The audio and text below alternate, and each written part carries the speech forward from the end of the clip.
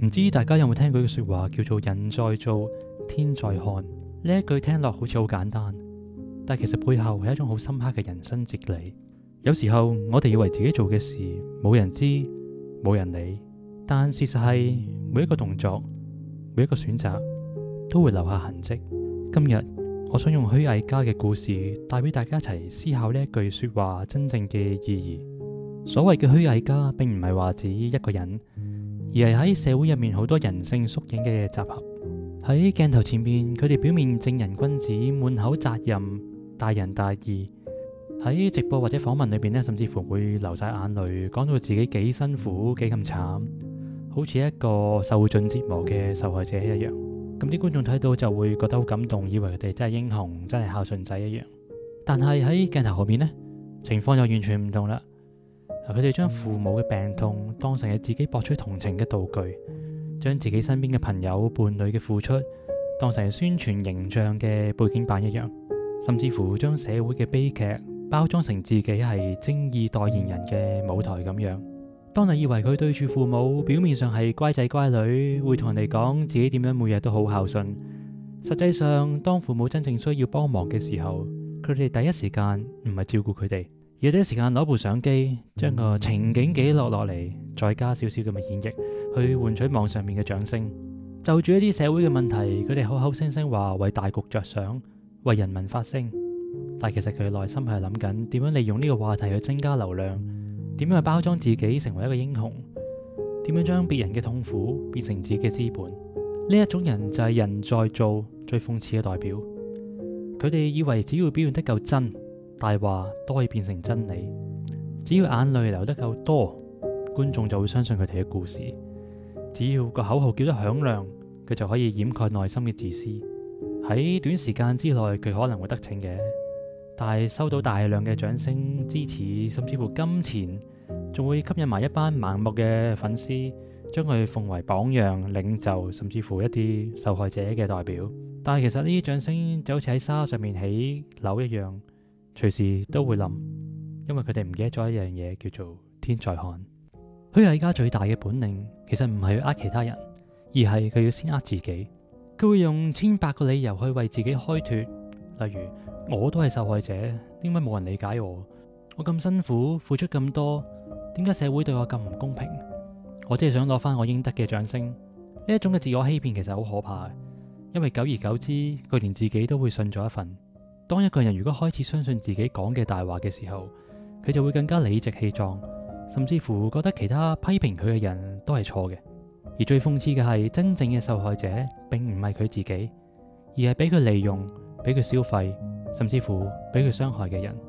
虛偽家最擅長嘅一招就係將身邊嘅人當道具，例如父母嘅辛苦可以變成佢哋博取掌聲嘅背景故事，例如朋友嘅信任啦，可以變成推高佢哋自己形象嘅踏腳石，甚至乎一啲社會嘅悲劇都可以俾佢包裝成一場戲，用嚟換出眼淚同埋點擊率。虛偽家好明白群眾裏邊嘅心理，佢哋最中意睇苦情戲，所以虛偽家一次又一次將親人嘅眼淚、家庭嘅矛盾、社會嘅創傷搬上去佢嘅舞台。每一次嘅表演都係利用其他人嘅痛苦去換取自己嘅利益，但係咁樣嘅消費唔單止係道德嘅敗壞，甚至乎係將人際嘅關係一步一步咁樣蠶食。因為當身邊嘅人開始意識到自己原來都係俾人當作一個道具，最後都一定會離開，甚至乎反擊。最令人毛骨悚然嘅係，虛偽家好容易沉迷於自己嘅偽善。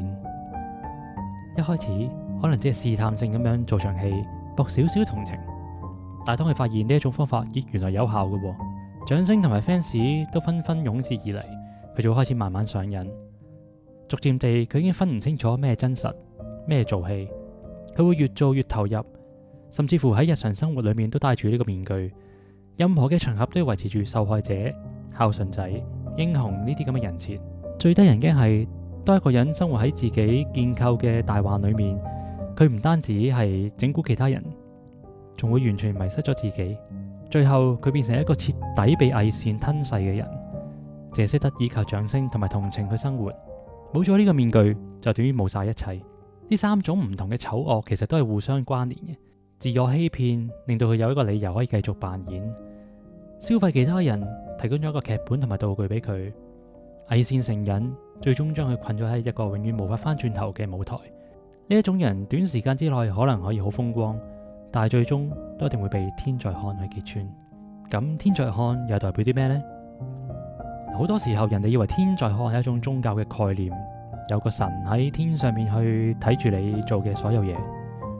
但係如果我哋將呢句說話放翻現實社會同埋人性去理解嘅話，天其實有3個層次。第一個，天可以理解成為群眾嘅眼睛。今日你可以靠住表演啦、做戲、一啲假象去暫時掩飾到自己，但係群眾唔係永遠盲目嘅。每一個細節，你講過嘅嘢、做過嘅決定、拍過嘅片，對於身邊嘅人嘅態度，全部都會俾人默默咁樣記低。一開始群眾都可能會相信你，甚至乎支持你，但係時間耐咗，矛盾係會慢慢累積，破綻亦都會一一浮現。群眾嘅懷疑會慢慢開始成型。當有一日真相大白嘅時候，群眾嘅眼睛就會成為最無情嘅審判官，因為群眾嘅背棄係比起任何懲罰都更加致命。第二樣，天亦都可以理解成為時間。時間就最公平噶啦，佢唔會急，亦都唔會偏幫任何人。每個人一日都係有24小時，佢只會靜靜咁樣將所有嘅大話、虛偽、假嘅一面慢慢磨蝕，直至到原形畢露。有啲人以為而家冇人知咪得咯，但係時間就好似個放大鏡咁樣，今日你所做嘅每一步都會成為將來嘅證據。真正嘅清算往往唔係即時發生，而係可能喺好多年之後，以一種無法逃避嘅方式翻返去你身上。最後一層，天其實仲可以係你自己嘅內心。就算你戴幾多層面具，就算喺出面有幾多掌聲，內心嘅深處永遠都知道自己做緊乜。嗰份嘅虛偽，嗰份自私，嗰份嘅扮嘢，其實日日夜夜都喺心裏邊回響。有啲人可以靠住麻醉自己去過日子，但係內心嘅審判往往比喺出邊更加殘酷，因為你唔可以永遠咁樣避開自己。當夜闌人靜，你望住塊鏡，嗰種咁嘅空虛，嗰種咁嘅羞愧，就會慢慢變成一種無聲嘅審訊，陪住你一生。所以虛偽家以為係冇人知，但係事實係群眾知，因為社會會記住你嘅破綻，時間亦都會知，因為時間會慢慢揭穿你嘅偽裝。當然你自己都知啊，因為內心會對你作出最嚴厲嘅審判。所以天在看唔係一種好抽象嘅威脅，而係一種好現實嘅規律。你可以暫時瞞到人，但係最終都瞞唔過個天。人在做，天在看，唔係一句恐嚇式嘅道德口號，而係一個鐵一般嘅事實。你今日所做嘅每一樣嘢，無論係善定係惡，都會以另一種形式去翻返你身上。就算你以為可以瞞天過海，命運都有佢自己記錄嘅方式，遲早會同你清算。當你以為自己遮掩得天衣無縫嘅時候，但係個天早就默默將一切記低晒。群眾嘅眼神，時間嘅推移，自己內心嘅良知，全部都係天嘅化身。你以為冇人知咩？實際上每一步都有人見證住。一時三刻嘅虛偽，的而且確可以得逞。你可以靠住鏡頭前面做戲贏得掌聲，可以靠各種大話去換取利益，但係長遠嚟講，真相一定會浮面，謊言會成為你最沉重嘅枷鎖。虛偽家嘅故事其實就係一面鏡，佢提醒咗我哋，人性其實真係可以好黑暗、好貪婪、自私、偽善，呢啲全部都係存在於社會之中。但係同時，正正因為有天在看，呢一種黑暗先唔可以永遠咁樣遮蓋光明。一個人可以靠虛偽一時得勢，但係要真正立足於長遠，最後都要依靠誠信同埋真實。因為天在看，所以每一個選擇都唔單止係對人，更加係對自己嘅交代。唔知各位觀眾你又點睇呢句說話呢？你咪曾經都見過類似嘅虛偽家，又或者喺某啲時間你自己都有冇戴過呢個面具而冇人知呢？